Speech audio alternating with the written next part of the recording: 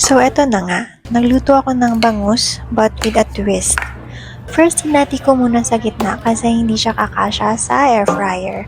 At yung air fryer ay luma na kaya naglagay may ng parchment paper na may mga butas para makaikot pa rin yung hangin sa loob ng air fryer. Tapos, nag-spray ng oil before and after ng parchment paper para hindi dumikit, puno. Then, nilagay na yung isda with salt and pepper, onion, ginger para mawala yung lansa, at kamatis na 14 pesos yung isa. At meron din siling green para mabango at may onting anghang. Then, cook for 15 minutes. At eto na yung twist, naglagay ng cheese. Pero regular cheese lang kasi mahal yung melted cheese. Pero kung afford nyo, edi go, bigyan nyo ako. Anyway, cook for another 5 minutes and taran! Eto na siya.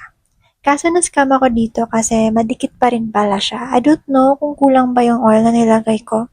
Anyway, kahit regular cheese lang ang ginamit, masarap pa din. Sakto lang yung cheese niya. Shout out sa mga cheese lovers! Kaway-kaway!